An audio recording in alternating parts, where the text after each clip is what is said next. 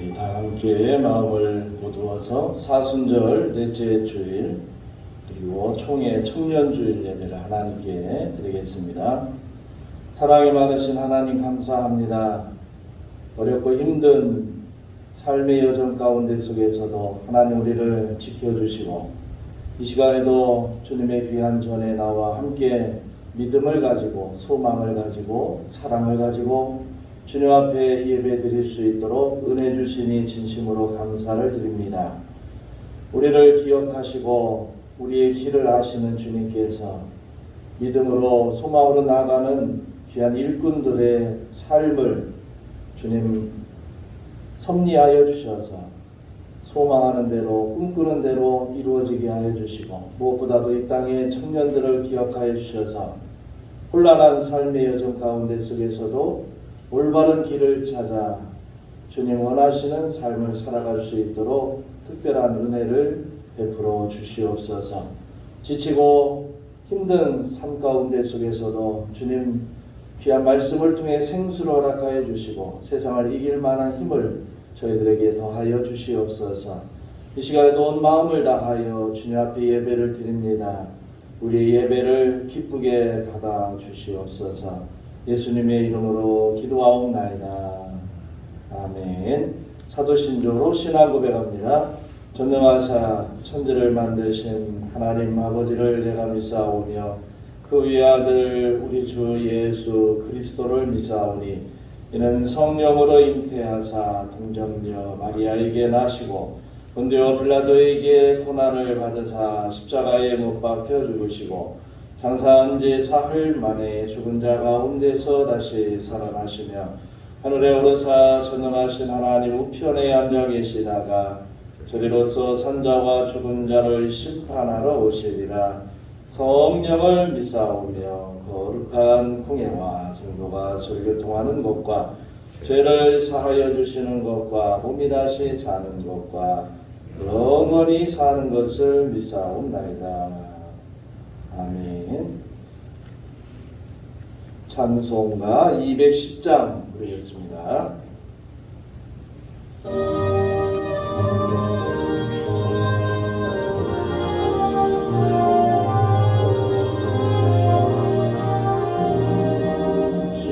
지원성과 같은 교회 그의 영광 한없다.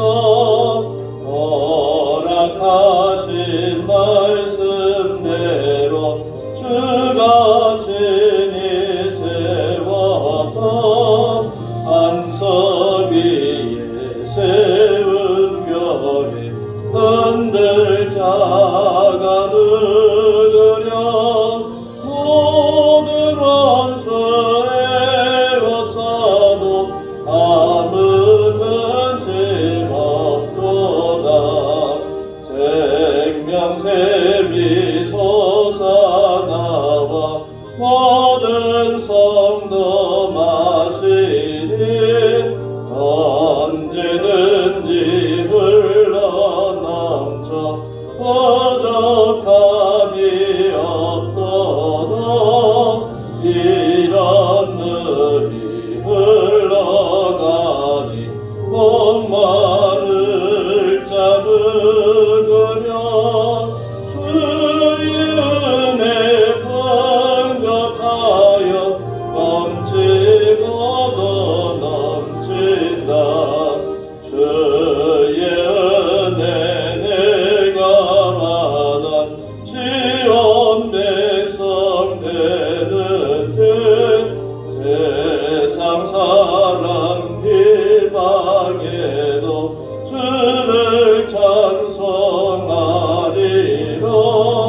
세상 얻은 모든 영광 아침 안개 같으나 주의 자녀 받을 복은 영원 무궁하도다.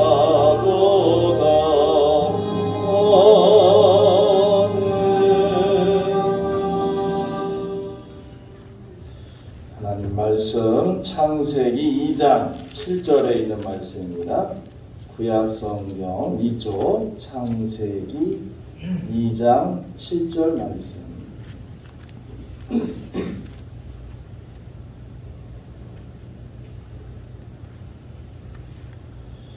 우리 한 목소리로 함께 봉독하겠습니다.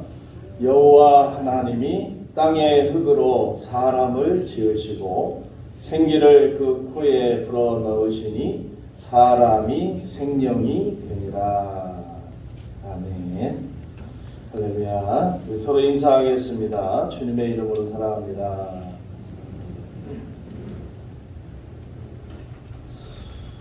오늘은 우리 총회가 제정한 청년 주일로 지킵니다. 그전 같으면 우리 청년들이 또 헌신 예배도 드리면서 하나님 앞에 신앙의 결단을 하는 시간을 갖습니다만, 코로나 시절에 오후에 예배도 못 드리고 또 우리 청년들도 그전만 못하게 얼굴 보기도 어려운 이런 때인데, 총회에서는 특별히 청년 주일에 좀 교회의 어떤 주인의 역할로서 다시 한번 다지는 그런 계기가 되었으면 좋겠다라고 하는 그런 또 공문과 함께 또 이날을 꼭 청년주일로 지켜주시라라고 하는 부탁이 있고, 또 사실은 또 설교 원고도 보내왔어요. 이렇게 설교를 좀 해주셨으면 좋겠습니다라고 보내서 참조해서 오늘 말씀을 전하도록 하겠습니다. 우리가 읽은 말씀 창세기 2장은 1장의 태초에 하나님께서 천지를 창조하시니라 라고 출발을 해서 2장에 있는 말씀은 에덴 동산의 이야기를 하고 있습니다. 어떤 의미에서는 그 에덴 동산이라고 하는 것은 참 우리가 소망할, 앞으로 살기 원하는 땅, 그리고 천국, 이렇게 우리가 생각을 하죠. 본래 혼돈된 세상 가운데 속에서 하나님께서 흙이 풀과 나무와 씨앗들을 받아들이지 못하는 그 상태에서 하나님은 질서를 만드셨고, 하나님께서 그 땅에 생기를 주심으로 인해 가지고 그 땅이 많은 것을 받아들이고 아름다운 곳으로 변화가 되었죠. 그것뿐만 아니라 그 흙으로 하나님께서 사람을 지으시고, 오늘 말씀에 있는 것처럼 그 코에 생기를 불어 넣으시니 사람이 살아있는 영이 됐다, 존재가 됐다, 생명이 되었다라고 하는 그런 말씀을 하고 있습니다. 이런 어떤 말씀 가운데 무엇보다도 생기를 넣어서 생명의 사람이 됐다. 이것은 중요한 의미가 있어요. 여러분, 이 생기가 바로 우리 호흡 아닙니까? 호흡. 숨을 들이마시고 숨을 내쉬고. 이 코로나 시절로 인해서 여러분 마스크를 쓰고 있습니다만, 이제는 여러분들이 어느 정도 적응이 되었지만 그래도 좀 힘든 일을 하면 마스크 쓰고 있으면 얼마나 답답해, 숨쉬기가 힘들다, 뭐 이런 우리가 표현을 하죠. 아름다운 세상에서는 마스크를 굳이 쓰지 않아도 숨을 아주 잘 쉬었죠. 여러분들이 공기 좋은 곳이나 자연 경관이 좋은 데 가서 가장 먼저 하는 일이 팔을 팍 벌리고 그냥 숨을 깊이 마시고, 이야 공기 좋다, 뭐 이렇게 우리가 이야기를 하잖아요. 그런 걸 어떻게 표현하면 건강해진다라고 얘기해요. 건강해진다. 우리의 숨 앞에 이 마스크를 씌워 놓은 것은 이 세상에 있는 공기 중에 더러운 바이러스가, 코로나 바이러스가 우리의 코로 들어와서 우리의 삶을 해치지 않도록 막는 역할을 하는 거잖아요. 그러니까 어떤 의미에서는 지금 이 세상은 호흡하기가 참 힘든 세상, 숨쉬기가 곤란한 세상, 이렇게 되어버렸다라고 하는 거죠. 그런데 본래는 하나님께서 우리에게 어떻게 했느냐, 이 숨을 들이마시고 내쉬고 하면서 그걸 건강한 삶을 살아갈 수 있도록 우리에게 이 숨을 허락해 주셨다라고 하는 거죠. 그런 것처럼 어떤 의미에서는 이 교회가 하나님께서 이 숨을 들이마시고 내쉬고 들어오고 나가고 하는 이런 숨을 통해서 건강하다. 교회도 역시 건강하다라고 하는 이런 모습을 갖춰져야 하는데도 불구하고 이 코로나 초기에 이런 질문들이 있었어요. 교회가 뭐냐? 도대체 교회란 무엇인가? 이거에 대한 논쟁이 굉장히 뜨거웠습니다. 현장에서 예배를 드리는 것과 이 온라인상으로 예배를 드리는 것, 이게 다툼이 있었어요. 그래서 이것이 맞냐 맞지 않느냐, 이것 때문에 신학적인 논쟁을 하기도 했습니다. 또 많은 교회가 눈치를 봤어요. 사실 저도 이 코로나 시절에 거리두기 단계가 나올 때마다 예배를 드려야 하는지 그냥 유튜브로 해야 하는지 이런 어떤 생각들이 굉장히 많았어요. 그런데 목회자 입장에서는 될 수 있는 대로 모여서 예배를 드렸으면 좋겠다. 세상에서는 교회가 저렇게 고집하고 예배를 드리니까 확산이 된다. 그러다 보니까 굉장히 모임 예배에 대한 정체성들이 제대로 확립이 되지 않았어요. 특별히 그래도 나이 드신 분들은 우리 교회뿐만 아니라 주변에 많은 교회들은 뭐라 했냐면, 이렇게 주구나 저렇게 주구나, 그래도 나는 교회 가서 예배를 드립니다. 우리 교회도 한 2주 정도인가 이렇게 영상 예배로 한다고 오지 말라고 하는데도 일부 때 오신 분들이 있어요. 왜 왔냐면 그냥 오겠다는 거예요. 그냥. 이게 정말 맞는 일이냐 맞지 않는 일이냐, 이 논쟁이 되었다라고 하는 거죠. 그래서 결국 저마다의 현실 상황이 다르기 때문에 함부로 이야기할 수 없지만, 이런 코로나19로 인하여서 교회의 근간이 흔들렸던 것도 사실이에요. 그래도 지방에 있는 교회들은 어느 정도 재정이나 성도님의 수나 별반 차이가 없이 잘 유지되고 있죠. 1년을 생각해 보면. 도시교회 같은 경우에는 굉장한 타격을 많이 입었죠. 성도님들도 다 교회 나오고 싶지만 집에 있다 보니까, 여러분 이런 게 있죠. 날마다 하던 것을 중지하면 중간에 다시 하려면 굉장히 힘듭니다. 우리 생각에는 이 시절이 지나가면 내가 또 예배를 잘 드려야지. 근데 몸이 못 따라오는 거예요. 몸이 안 되는 거예요. 다양한 상황에 놓인 이 교회들을 일반화할 수는 없겠죠. 결론부터 얘기하면 코로나19가 교회를 향해서 주는 메시지는 이겁니다. 공동체성을 회복하라. 이런 요청의 메시지가 있다라고 하는 거죠. 교회됨이 무엇인지를 끊임없이 고민하고, 교회 안에 공동체성을 결속하고, 교회가 이 세상을 향해서 공공성을 회복하고자 하는, 그리고 세상의 이 지역에서 그래도 주님께서 이 사랑의 메시지를 전하라라고 하는 그런 일들을 애써야 한다는 거죠. 이 코로나 시기에 건강한 공동체를 이루기 위해서는 마땅히 우리가 해야 할 일들을 해야 하는 그런 시대가 되었다. 그 결단이 우리에게 있어야 된다라고 하는 겁니다. 그런 의미에서 여러분, 우리가 숨을 쉴 때 숨을 안 쉬면, 들이마시는 숨이 없으면 내쉬는 숨도 없고, 또 우리 안에 이 숨을 통해서 산소가 공급되지 않으면 여러 기관들이 망가지잖아요. 그런 것처럼 우리들의 신앙이, 이 호흡이 지금 이 젊은 세대와 관계를 볼 때 많이 끊어지고 있어요.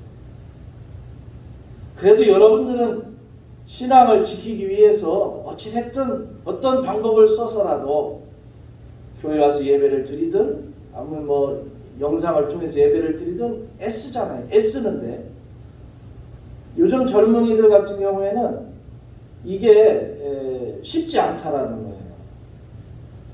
그리고 사고와 생각들이 각각 다르기 때문에 이 기존에 드려왔던 예배와 새로 변형되는 어떤 교회의 모습들, 이거에 적응하지 못함으로 인해서 결과적으로는 여러 가지 이유가 함축되어서 신앙생활에서 멀어지는 일들이 생기게 되었다라고 하는 겁니다.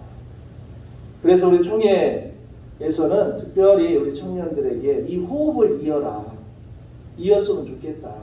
숨을 쉬어라. 어른들이 숨을 쉬었던, 신앙의 숨을 쉬었던 것을 단절하지 말고 그 숨을 연계해서 쉬어야 교회가 살고 하나님 나라의 복음이 이 땅에 온전히 세워지게 된다라고 하는 그런 어떤 생각을 가지고 이 청년주의를 지키라라고 하는 그런 어떤 메시지를 우리에게 주고 있습니다. 무엇보다도 우리 복음서의 그 누가복음 10장에 보면 여러분 잘 알다시피 선한 사마리아인의 비유가 나와요. 어떤 율법사가 예수님 앞에서 질문합니다. 예수님, 어떻게 하여야 영생을 얻을 수 있습니까? 그런 질문을 하죠. 이 영생을 얻는 방법에 대해서는 율법학자들이 모르는 게 아니에요. 율법학자들 정확하게 그들은 말씀을 알고 있습니다. 그 말씀이 뭐냐면 내 마음을 다하고 내 목숨을 다하고 내 힘을 다하고 내 뜻을 다하여 주 너희 하나님을 사랑하고 내 이웃을 내 몸과 같이 사랑하라. 이게 예수님이 알고 있지만 쳐다보고 있는 율법학자들에게 말씀해 주었습니다.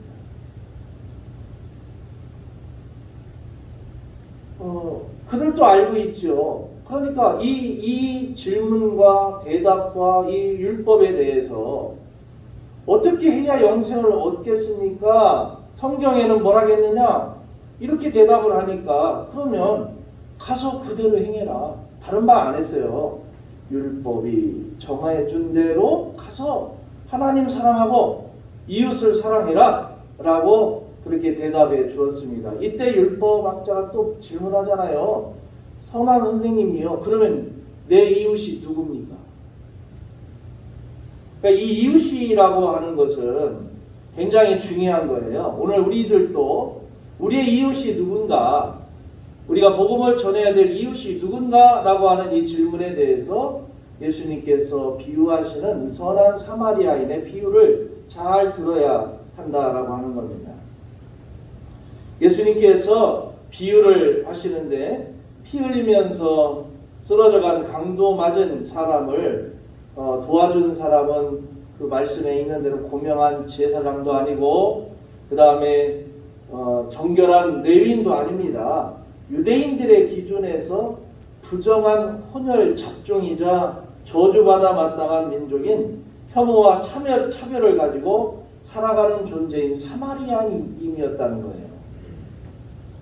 강도를 만난 사람이 있는데 제사장은 예배 핑계대고 가버렸고 레위인들은 성전에서 일해야 된다는 핑계로 가버렸고, 왜? 율법에 제사장은 손에 피를 묻히면 안 되고 레위인도 피를 묻히면 성전에서 뭘 하지를 못하기 때문에 핑계는 좋아요. 그리고 갔어요. 그런데 유대인들이 더럽다라고 하는 사마리아인은 이 죽어가는 호흡이 끊어져가고 있는 이 사람을 도와줬다는 겁니다. 그러면서 그들에게 말합니다. 너희가 말하는 우리가 누구고 그들이 누구냐. 여러분, 우리는 이렇게 합니다. 그들과 같이 하면 안 됩니다. 이런 말을 할 때 우리는 누구며 그들은 누구냐. 유대 사회에서는 사마리아인들은 그것들이에요. 그리고 유대인들은 우리입니다. 그러니까 이웃이라고 하는 건 우리 이웃, 우리라고 하는 범주에 들어간 이웃만 얘기하는 거예요. 그들은 이웃에 들어가지 않는 거예요. 하나님의 말씀이 우리에게 필요하지 그들에게는 필요하지 않다는 겁니다. 여러분, 그러면 주님의 말씀대로 세상의 복음이 우리에게 전해져야 됩니까? 그들에게 전해져야 됩니까? 이런 질문이 우리에게도 동일하게 오고 있다라고 하는 겁니다. 그러면서 우리라고 하는 개념으로 이웃 개념을 갖고 있는 이 율법학자들, 바리새인들이나 유대인들에게 예수님께서 그러면 사마리아인들 그들 그러니까 우리라고 하는 사람들은 이 강도 만난 사람을 도와주지 않았고 그것들이라고 하는 사람이 도와주었다. 자, 그러면 예수님이 다시 질문합니다. 누가 이 강도 만난 자의 이웃이냐? 그러니까 율법학자가 대답하죠. 그에게 자비를 베푼 사람입니다. 이 본문이, 이 말씀이 시사하는 바가 있다고 또 두 가지를 볼 수가 있는데, 첫 번째로 하나님의 사랑이라고 하는 것은 우리가 기준하고 있는 모든 종류의 차별을 뛰어넘어 임재한다라고 하는 거예요. 그리고 두 번째는 오늘 우리에게 이웃이 될 것을 요청하고 있다라고 하는 겁니다. 유대인들에게 혐오와 차별을 당하던 그 사마리아인이라는 존재가 성경의 핵심을 몸소 실천하고 있는 상황은 율법이 지니는 민낯을 보여주고 있다는 거예요. 정결함, 거룩함을 강조하던 그들의 율법적 삶이 도리어 생명을 살려내야 하는 상황을 마주했을 때 해야 할 일을 방해하게 하는 핑계거리가 되었다라고 하는 겁니다. 율법학자가 보여준 모습은 하나님의 사람으로서 율법적인 기준과 위선적 가치만을 쫓던 사람의 정체성을 보여주는 비극적인 얘기예요. 그러나 사마리아인이 보여준 모습은, 그리고 오늘 우리에게 요청되는 모습은 간단합니다. 자비를 베푸는 실천적인 삶이고, 다시 말하면 숨이 다해가는, 지금 호흡이 끊어지려고 하는 그 생명을 향해 하나님의 호흡이 이어지게 해주는 역할을 해야 한다. 예수님께서 율법학자에게 던지는 질문, 그건 오늘 말씀을 듣는 우리들에게도 동일하게 적용이 됩니다. 너는 누구의 이웃이냐라고 합니다. 오늘 나는 누구의 이웃인가? 라고 하는 이 질문이 있어야 한다는 거예요.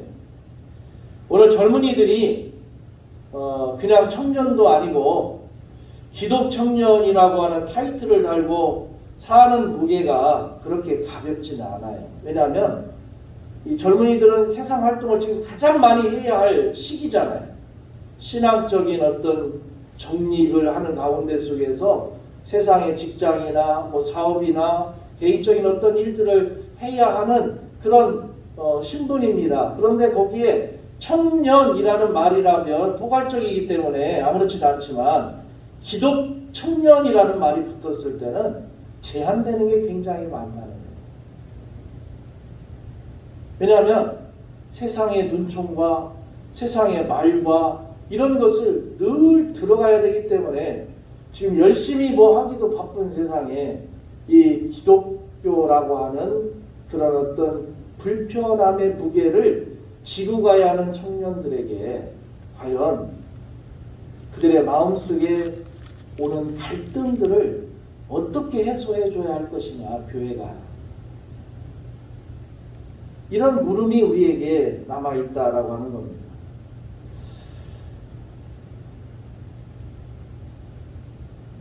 우리에게 꼭 필요하고 우리가 원하는 공동체를 이어가기 위해서는 정말 1세대, 2세대, 그 다음에 3세대 계속적으로 이어가야 교회가 살아날 수가 있어요. 여러분이 가문이 살으려고 그러면 대를 이어야 되잖아요. 대를 이어가야 가문이 끊어지지 않고 유지가 되잖아요. 그 대의 계문도 지금은 많이 달라졌어요. 옛날에는 아들, 그래서 뭐 아들을 낳아야 쭉 낳아야 그 가문을 이어간다고 하지만 지금은 가문이 어떻게 이어가느냐? 지금 우리 세대, 저와 여러분의 세대의 가문과 이 밑에 있는 세대의 가문도 달라요. 이게 갈등을 빚어요. 신앙도 마찬가지입니다. 신앙도. 신앙도 우리 때는 어쨌든 그냥 어렸을 때 아이들의 자기들의 생각과 자기들의 판단은 제껴도 뭐 부모의 강압적이고 그래서 막 모태신앙이다. 모태신앙이라는 게 좋은 것도 있지만 여러분 강제적으로 교회 다니게 만들었다 그 말이에요. 실제로 따지면. 그리고 언제 강제가 자발적으로 되느냐? 스스로가 예수님을 나의 구주로 고백하고 세례를 받을 때. 지금 젊은 청년들도 여러분 우리 교회 청년들 그렇지만 많은 고민들이 많아요. 지금 많아요. 그냥 교회에서는 왜 안 나오냐 나와라 이러지만 또 청년들 입장에서는 세상에서 주는 스트레스가 너무 많아요. 그리고 그걸 감당하기가 아직 힘이 든 그런 상황에 있어요. 하지만 그럼에도 불구하고 해답은 교회에 있다. 에이 그럴 줄 알았어요. 다시 교회 나오라는 얘기잖아요. 이렇게 치부해버릴 수도 있지만 세상적인 기준에서의 지표들을 뛰어넘고 사회에서 요청하는 상식에 뒤처지는 것이 아니라 뛰어넘고자 고민하고 소외된 이들 없이 함께 소통하고 성장하는 공동체. 그래서 청년들이 우리처럼 기성세대로 진입하기 직전의 대상으로 여겨지고 교육받아야 마땅한 존재로 여겨지는 게 아니라 이들이 주체성을 가지고 새롭게 교회를 변화시키고 새롭게 교회를 이끌어갈 다음 세대의 호흡 연결자가 될 수 있도록 오늘 우리는 끊임없이 지지하고 그리고 위로하고 그리고 격려하고 지원하고 도와줘야 할 필요가 우리에게 있다라고 하는 거예요. 사실 이것이 교회를 앞으로 아름답게 꾸며가고 숨을 온전하게 건강하게 쉴 수 있는 교회를 만들어갈 수 있는 유일한 비결이다라고 하는 겁니다. 그래서 사도 바울은 많은 핍박과 어려움과 힘든 일을 겪고 있지만 로마서 8장 38절 39절에서 확신을 해요. 확신을. 그 앞전에 37절에 보면 그러나 우리는 이 모든 일에서 우리를 사랑하여 주신 그분을 힘입어 이기고도 남습니다. 우리를 도우시는 주님을 통해서 세상의 그 모든 것을 이겨낼 수 있고 또 성령께서 우리를 위해서 말할 수 없는 탄식으로 지금도 기도해 주신다. 자, 여기에 우리를 위해서 말할 수 없는 탄식으로 기도해 주시는 성령님. 그 성령님이 우리 안에 있고 우리가 그 성령의 호흡을 통하여서 생명체로서 하나님의 사람으로 살아가고 있다면 오늘 코로나19라고 하는 모두를 혼란하게 하는 이 팬데믹 그리고 그 안에서 더 열악한 상황을 마주하고 있는 우리 교회 청년들 그리고 이 나라의 청년들, 세상의 청년들 어쩌면 헬조선, 탈교회라고 하는 그런 어떤 외침이 있는 오늘의 현실 가운데 속에서 그들이 하나님의 뜻을 꺾지 않고 살아가고자 결단할 수 있도록 우리가 그 호흡을 이어줘야 합니다. 하나님의 호흡이 끊어져서는 안 됩니다. 오늘 우리가 숨을 들숨과 날숨 적절한 균형을 이루어야 건강함을 유지할 수 있는 것처럼 오늘 교회가 건강하게 유지되려면 여러분의 호흡과 그 다음 세대의 호흡이 연결되어져야 됩니다. 집도 마찬가지, 가정도 여러분 부모된 여러분의 호흡과 자녀된 여러분의 후손들의 호흡이 연결되어져야 그 집이 하나님 안에서 건강한 가정이 되는 거죠.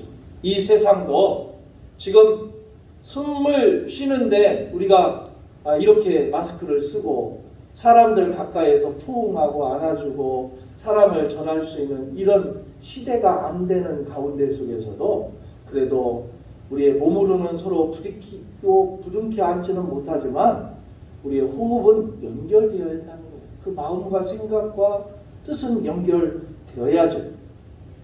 오늘 저와 여러분들 특별히 우리 총회가 청년 주일로 지키라고 하는 이때에 해답은 쉽지 않아요. 하지만 여러분들이 여러분의 자녀를 바라볼 때, 또 우리 교회 청년들을 바라볼 때 할 수 있는 게 뭐냐면 그 호흡을 연결시켜 주시라는 거예요. 여러분이 호흡이 너무 세면 받아들이는 사람 입장에서 제대로 받아들이지를 못해요.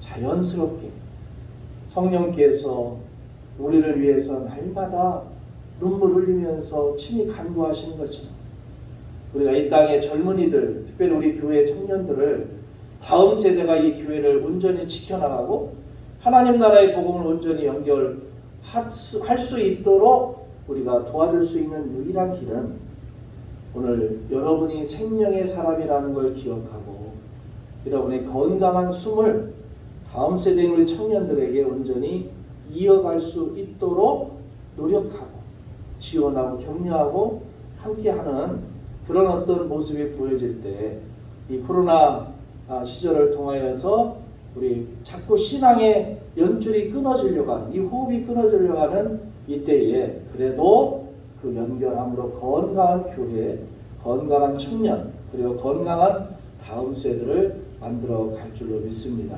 함께 노력하고 함께 기도하고 함께 격려하고 함께 우리 청년들을 위해서 기도하는 여러분 모두가 다 되어주시기를 주의 이름으로 축원합니다. 기도하겠습니다. 사랑 많으신 하나님 아버지 감사합니다. 특별히 오늘 한국기독교 장로회 청년 주일을 맞이해서 하나님 앞에 우리의 호흡이 끊어지지 않고 진정으로 우리와 함께하는 그들을 주 예수 그리스도의 이름으로 사랑하며 그들을 격려하고 위로하고 그래서 신앙의 호흡이 끊어지지 않는 그런 일들을 우리가 잘 해낼 수 있도록 저희들에게 큰 결단과 믿음을 더하여 주시고 또 이 생명의 호흡을 받아야 할 청년들이 세상 가운데 속에서 지치지 않게 하시고 세상의 약한 영들을 통하여서 성령의 능력을 잃어버리지 아니하도록 주님께서 그들을 온전히 지켜주시고 또 보호하시고 인도하여 주시옵소서. 그래서 생명의 사람 호흡이 주님의 능력 가운데 온전히 이어지는 그런 축복이 우리 교회와 우리의 가정들과 우리 능력의 청년들 되어질 수 있도록 주께서 함께하여 주실 줄로 믿고 거룩하신 예수님의 이름으로 기도하옵나이다. 아멘. 찬송가 574장 드리면서 준비한 예물 하나님께 드립니다.